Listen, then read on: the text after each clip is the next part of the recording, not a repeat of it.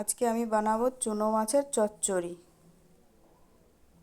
মাছটা কেটে নিচ্ছি। মাছটা কেটে ধুয়ে পরিষ্কার করে নেব।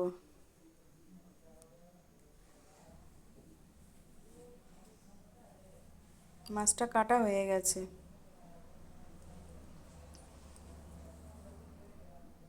এবার ধুয়ে নিচ্ছি মাছটা। একটু লবণ মাখিয়ে কষলে ধুয়ে নিচ্ছি।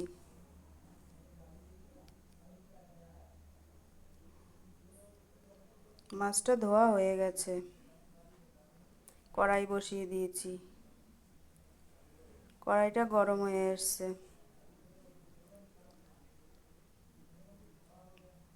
কড়াইতে তেল দিয়ে দেব।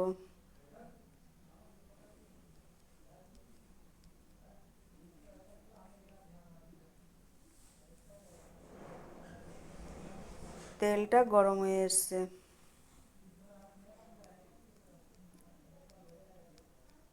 এবার তেলের মাছ দিয়ে দেবো।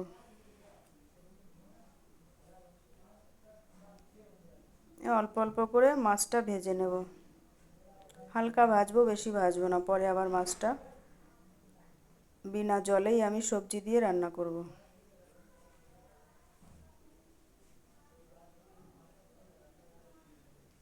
এইভাবে আমি সবগুলো মাছ ভেজে নিচ্ছি।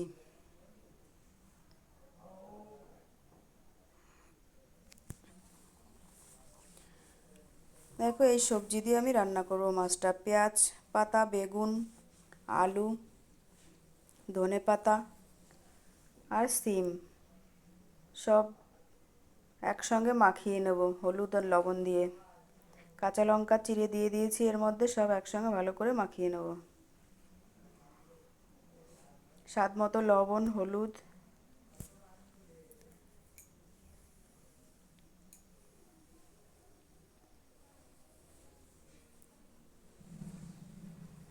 চুনো মাছের চচ্চড়িটা শীতের দিনে এইভাবে করলে খুব ভালো লাগে। মাখা হয়ে গেছে। এবার কড়াইতে তেল আছে, ওই তেলটার মধ্যে একটু জিরে দিয়ে দেবো। মাছটা সব তুলে নেব। বাদ বাকি মাছগুলো এইভাবে সবই ভেজে নেব।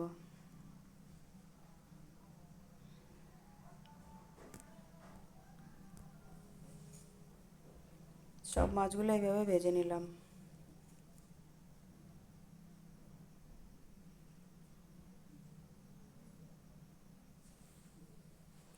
এবার কড়াইতে আরেকটু তেল দিয়ে দেবো।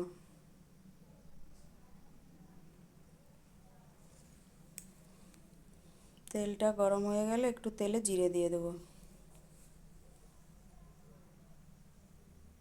তেলটা গরম হয়ে গেছে, এবার একটু জিরে দিয়ে দেবো তেলে।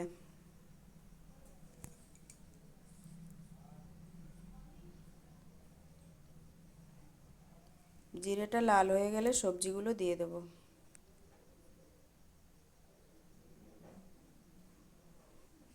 মেখে রাখা সবজিগুলো দিয়ে দিচ্ছি।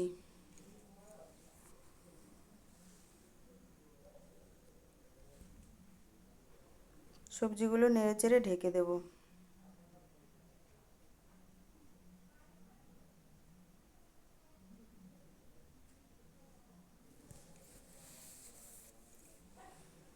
ঢাকনা তুলে আরেকটু নেড়ে দিচ্ছি। অনেকটাই সিদ্ধ হয়ে গেছে, এবার টমেটো দিয়ে দিচ্ছি। টমেটো দিয়ে নেড়েচেড়ে মাছগুলো দিয়ে দেবো।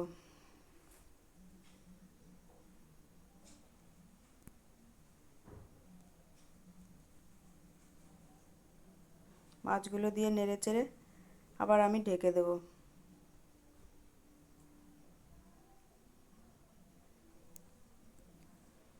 ঢাকনা তুলে আবার একটু নেড়ে দিচ্ছি। সবই প্রায় হয়ে এসছে, আবার একটু ঢেকে দিচ্ছি। এবার দিয়ে দেবো ধনেপাতা। ধনেপাতা দিয়ে নেড়েচেড়ে নামিয়ে নেব। আমার এই রেসিপিটা যদি তোমাদের ভালো লাগে, শেয়ার করো, কমেন্ট করো, সাবস্ক্রাইব করো।